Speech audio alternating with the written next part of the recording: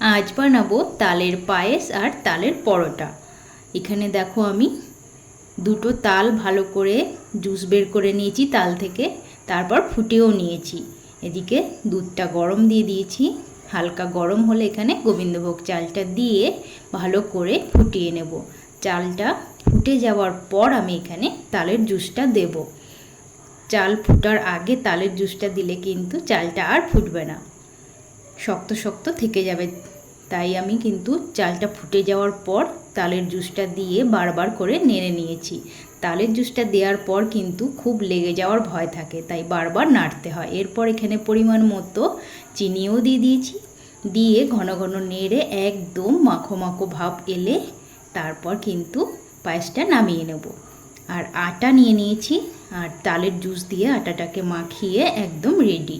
পরোটাগুলো বেলে নিয়ে এক এক করে বেশ ভালো করে ভেজে নেব। তবে তালের পায়েসের সাথে কিন্তু তালের লুচিটা বেশি ভালো লাগে খেতে। কিন্তু আজকে যেহেতু ছেলেমেয়েরা বায়না করলো যে তালের পরোটা খাবে, তাই আজকে পরোটা বানিয়ে নিলাম। তো তালের পরোটাটাও কিন্তু খেতে একদম খারাপ লাগে না, তবে লুচিটাই বেশি ভালো লাগে। আর এক এক করে আমি দেখো পরোটাগুলো বানিয়ে নামিয়ে নেব। আর এদিকে পায়েস তো আমার রেডি। তো দুটো একসাথে খেতে কিন্তু অসাধারণ লাগে।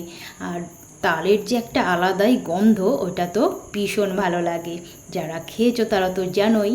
আর পায়েসটা যদি একটু ঠান্ডা হয়, ফ্রিজে রাখা হয়, তাহলে কিন্তু পায়েসের স্বাদটা আরও বেশি ভালো লাগে। কিন্তু এখানে যেহেতু পরোটাটা গরম গরম খাওয়া হবে, তাই সবই গরম গরম খেতে হবে।